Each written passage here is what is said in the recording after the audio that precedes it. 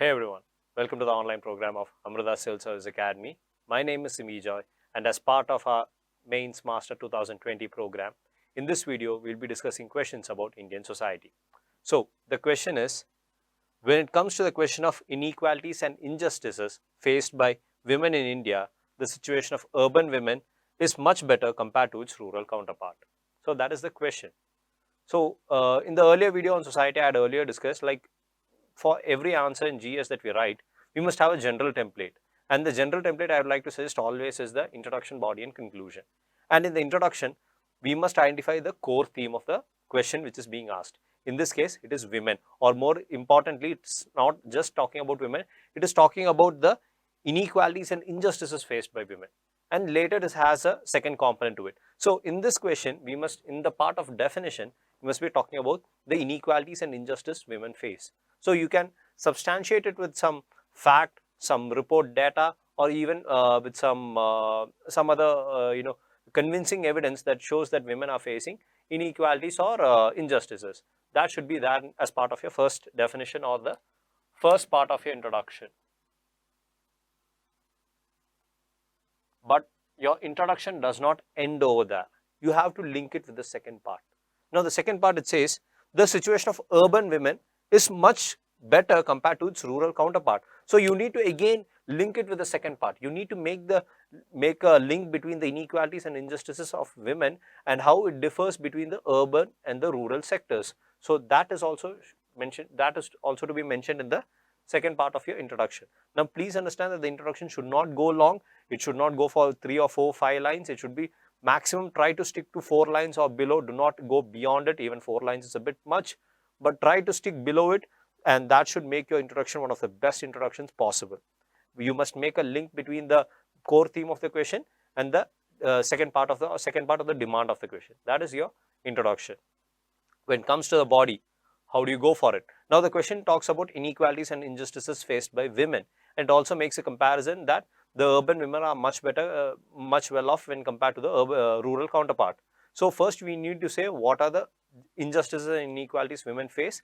You can just say a small brief about it, and then you can say how the urban women fare better than the rural women. So there has to be certain case studies or certain examples you can say, where you can say that urban women are comparatively better in the sense they have more opportunity for justice, and they have more equal opportunities in urban areas when compared to rural areas. You just need to make an example. You can illustrate with certain facts, you can illustrate with certain case studies, and that is how you bring it. But again, you need to, that does not conclude the body. You have to give a way forward, and just you can use that as part of a conclusion, but I would suggest you can just bring a way forward saying how this inequality and injustice can be opened, how this can be removed, how this can be completed, and how this can be overcome. That has to be done in your way forward. You can bring in model studies, you can bring in certain reports, all this can be brought in. And in the conclusion, go for a positive ending. So you can say that India has already signed certain agreements, or India has passed certain legislation which has the idea of improving the quality of women's life and their livelihood. So if we can say certain things, we can say that we are progressing towards a much more inclusive society, and that is how you can conclude this answer. So let me tell you the structure again. In the introduction, you first address the theme of inequality and injustice among women, and you link it to the second part where it's the difference between the urban and the rural counterpart.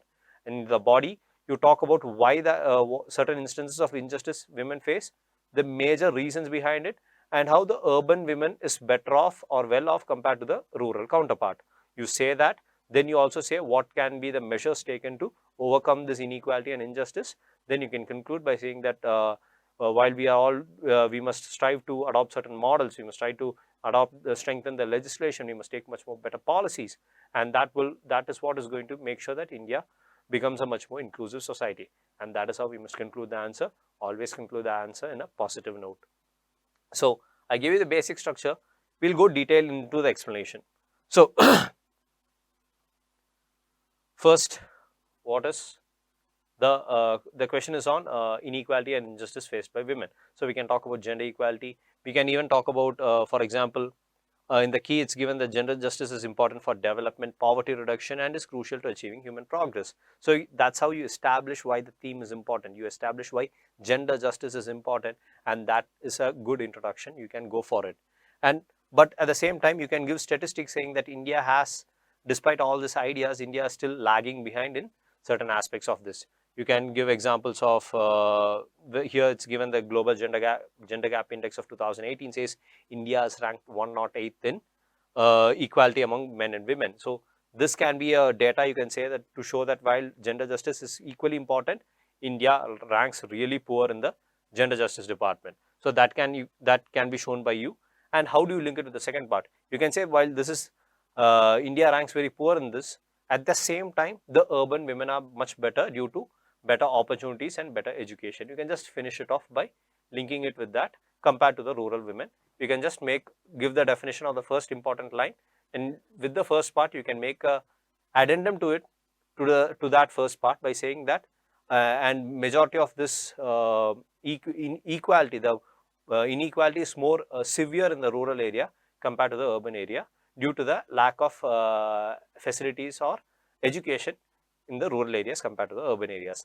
You can just make a small link, just give a reference to it, so that the examiner knows that, okay, the candidate or the aspirant who is writing this answer, he has not only talked about gender justice and inequality, but he has also understood that this question is not related to that alone, but also linked to the comparison between the urban women and the rural women.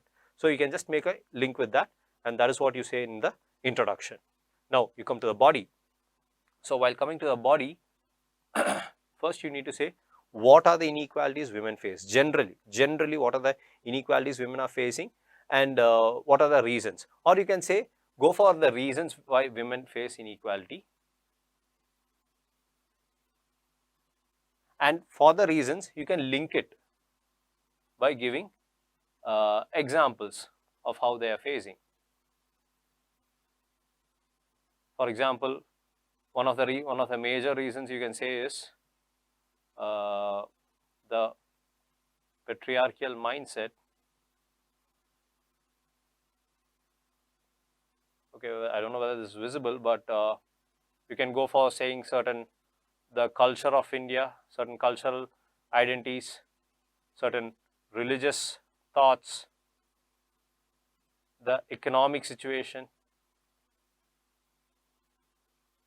Now, what is cultural, what is religious, what is economic? You can say that due to the lack of resources family possesses, especially in the poorer or the not financially not stable communities or the families, the women are not given priority over the men.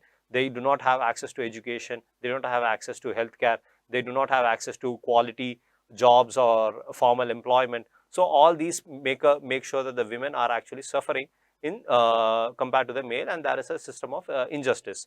So that is what you can say as part of a general inequalities faced by women. And you can say the reasons are many. There's a cultural phenomenon where women, there's a patriarchal culture going on happening inside the country, so where women are not treated as much as equally as men are treated. And there's also certain religious reasons where women are not allowed to participate or move for certain areas. In the economic front, again, I told you, when there is a lack of resources, the ability of women, women are not allowed to access different opportunities and access different facilities. So these are all certain reasons you can give for a general opening towards the main body of the answer. So you can begin by saying that women face all these kinds of problems, and these are the major reasons. This is just supposed to be a beginning.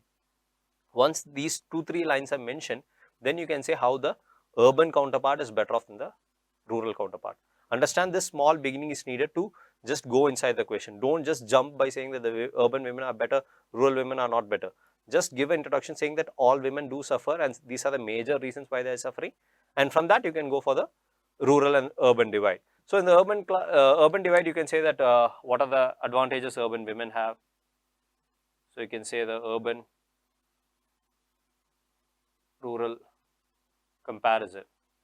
You can say urban women generally, if you look at the key, it's also available, but generally you can say that the urban women have multiple opportunities, like they have better access to education. So that is one thing. We'll put it as education, employment, access, so they have better access to education, they have better access to employment, they can they can afford more things, and they have better access to health, so many different things. So you can say that they even have political empowerment. I'll give you an example for each of this. Economic angle. Women have the opportunity for formal employment is more in the urban areas compared to the rural areas. The opportunity for even informal employment is more in more in urban areas compared to rural areas. That is therefore economic angle. What about education? There are more schools, there are more higher educational institutions like colleges in urban areas compared to rural areas. So the availability of colleges, seats and everything for women is more in the rural areas. So the urban women is again advantaged compared to the rural women. What about access? Access to anything, access to transportation, access to jobs, access to different opportunities, everything. The key, you can put access to everything. Access is available more in urban areas compared to rural areas. What about health? The urban areas have more specialty hospitals, more doctors, more health workers. So the availability and access of health services to the women is more in the urban areas compared to the rural areas. What about political? Even in political sphere, the urban women is much more empowered compared to the rural women, because if you look at if you look at all over India, the mainstream political leaders who are women in India have always come from the urban part of India, whereas in even in areas of rural areas where women are placed in key positions, many of them have faced instance of husband Raj, where their husbands actually act as a kingmaker and they play the rule. They actually use the power which is vested upon their wife, and they use that to do the governance, or they use that for their personal purposes. So that is a problem which rural women face. So even in the political sphere, they do face problems. So this is the advantage the urban women has, and you can directly say that to be you can say the inverse of it. You can say the inverse of it in the rural area, and you can bring all this opposing points and comments to say that the rural women face all these problems. But at the same time, is this all? We've already said that even though the urban women is better off, the generally as a whole, women do face problems. So what can we do? What are the measures that we can take? That is a part you have to address in your question. What are the measures to be taken? As part of your measures, you can say different things. You can say what are the steps the governments have taken, any famous policies, any legislations that have been passed. You can quote the women reservation bill in the local body elections, 33% reservation for women. You can talk about the women's reservation bill which is pending in the parliament. You can talk about the various legislations passed to protect women from domestic violence and harassment. You can talk about that. These are all legislations. What about other things? You can talk about certain schemes which have been passed by the government to improve the lot of women. You can talk about the reservation given for women in education and health. Certain schemes like Pradhan Mantri Maitritva Yojana or Janani Suraksha Yojana, all these are meant towards improving the women. But if that is one side from the government, what about any judicial interventions the government has done to improve the quality of women? All this you can say from the angle of the government. But is the government the only thing which is present in the country? No. What what is the private sector doing? You can talk about certain the maternity leave legislation or all this, what the private sector is doing. You can talk about what civic society is doing, and you can talk about what individual people have contributed towards improving the lot of women in life. So you can say all these measures, and you can also say these things have to be implemented on a larger scale. These two measures have to be implemented on a more effective basis to make sure that a lot of women is improved in their life. That is what you can say as for part of your measures. And while concluding, you can say all these measures need to be effectively utilized. They need to be effectively channelized towards improving the lot of women in India, ensuring that even the most deprived women is also it's also possible for them to avail the quality of gender justice. That should be the idea while writing the conclusion. And we can also bring in certain points like the sustainable development goals or the any conventions that India has signed. Bring all that, and from that you can conclude by saying that if all this is done, if this is possible, then we can achieve the idea of gender justice. From there, we can make India a much more inclusive and holistic society. That is how we must conclude this answer. So I'll reiterate: introduction, an idea about gender justice and an idea about what are the inequalities women are facing and how it is linked to the how it is different for the urban and the rural counterpart. Then you go to the body. You begin off by saying just what are the reasons women are facing inequality. Then you go into the comparison between the urban and the rural women. I've told you about what are the major reasons that women are facing inequality. Then you go about certain measures which can be taken to improve the lot of women. Then while coming to conclusion, you can talk about certain conventions and agreements India has signed, what India can do to, in a positive note, you can say that if all this is done, we can make India a better society. That is how you should conclude it. So that's all for this explanation. My name is Sibi Joy and I'm signing off. Thank you.